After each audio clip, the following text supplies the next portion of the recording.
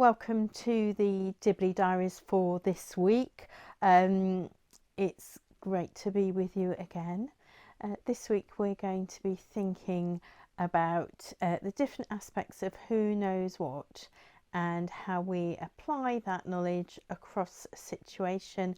How do we try and grasp the whole story of a situation? It's really important in a village community, I've found, to try and understand what's going on and to understand the different dynamics which are at play with the community and how they're going to respond to a different situation, a different circumstance, and how the different people are going to be affected by that change. Often in those sorts of situations, the vicars, the ministers in the Church of England, in particular in rural areas, they might know a lot about a particular situation, and they might not, or probably not, will be able to share that information with you. So just bear that in mind if you're grumpy with your vicar about not telling you something, because there'll be all sorts of reasons, all sorts of really good pastoral, caring reasons why they may not be able to share something with you. But it will be part of the bigger story. Well, why am I talking about that today when we're going to come on and think about the thought for the week in a bit?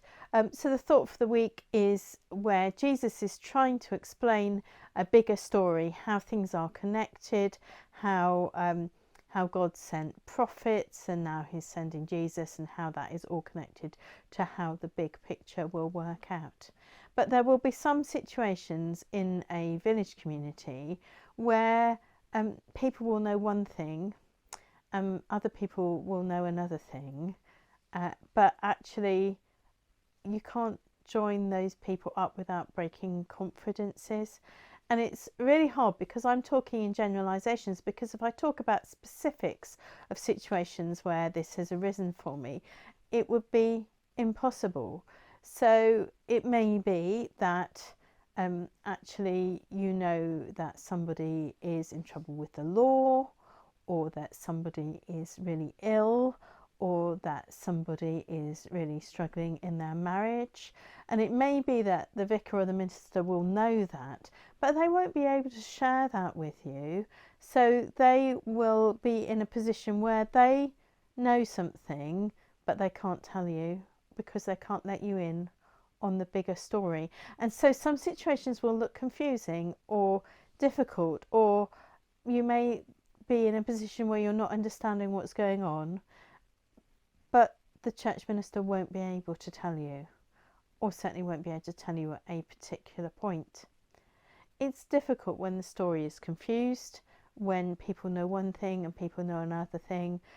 Often it is easier when people do know what's going on in a situation, but there are some situations where that absolutely needs not to be the case.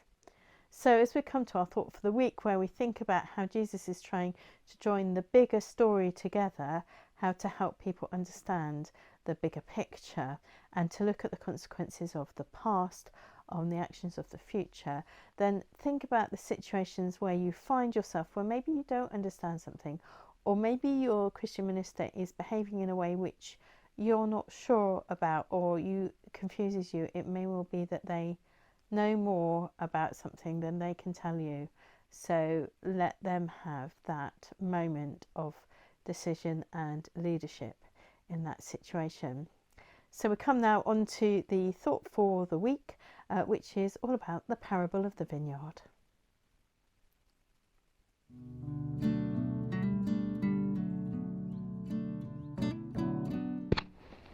Thought for the week this week is based on the parable of the vineyard, which is Matthew 21 verses 33 to 46. So this is a story that Jesus is telling to the Jewish authorities, and he's saying about that there was an owner of a vineyard, and he goes away and he leaves the tenants in charge. And what happens is the owner of the vineyard sends messengers to talk to the people of the vineyard, and they ignore them and they beat them up and they send them back, and then in the end the son of the owner of the vineyard goes, and the tenants in the vineyard kill the son, and that is kind of basically the end of the story, and it's quite a difficult passage, but Jesus is using it to talk about the whole story of God.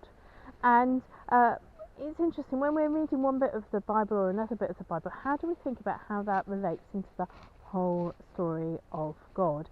How do we know all of it? And the parable of the vineyard is a difficult parable for people to hear. Jesus is talking to the Jewish authorities, but even he isn't telling them the whole story. He's talking about himself dying as the son, but he doesn't really then talk about resurrection or what that means. He just talks about the anger of the owner of the vineyard. So he doesn't take this story into a place where there's resurrection for all, but he is trying to tie in the whole story about saying, well, there are prophets and all these things happened, and then Jesus has come, God's son, and actually we need to respect how that fits in to the part of the story.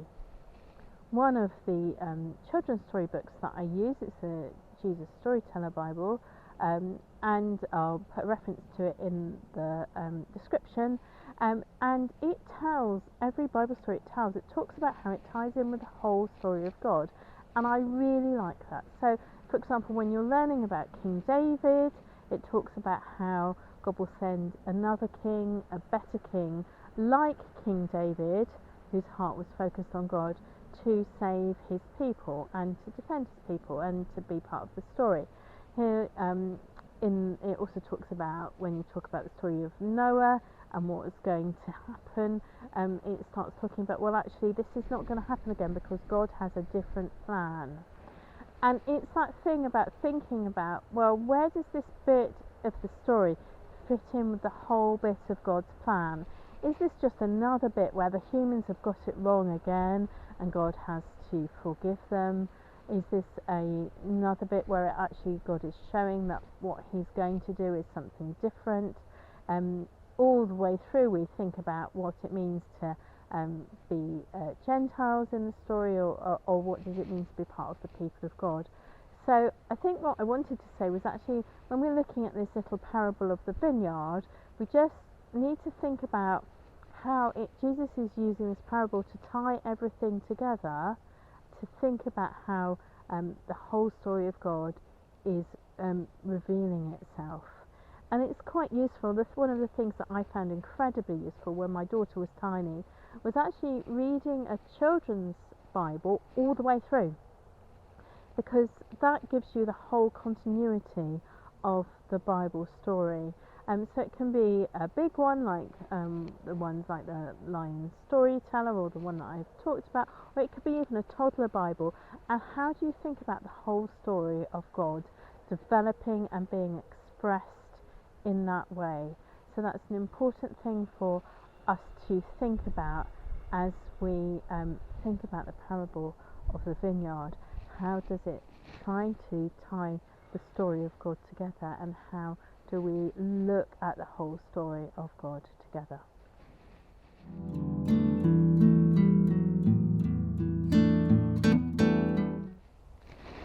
The Dibley moment of the week this week is a very small Dibley moment, sometimes quite insubstantial, because the ones where it really matters are just too painful to talk about. So how can misunderstanding and not knowing everything be a problem? Well, I remember back to my school days, and there was a rumour that some people had started because they didn't know all the facts. So we had a car park where people who were in the sixth form, who were driving to school, could park their cars. And the rumour that we heard was that one of the sixth formers was in a relationship with someone who was only in fourth year, as it was then, because this girl had been seen hanging around by this boy, sixth former's car. And I was a bit astounded when I heard this rumour. I'm like, what? And they were like, yes, been seen getting into his car in the sixth former's car park, at which point I was able to say to the rumour monger, "You do know it's his little sister getting into his car." And that was a classic case of somebody who thought they knew what was going on because they thought the story, but they didn't know the whole story, and so they had just assumed something and were doing something quite malicious with it when it wasn't the case at all. That's it for the Dibley Diaries for this week. I pray that you and your village, however large or small, have a really blessed week where you can work all together on the story of God.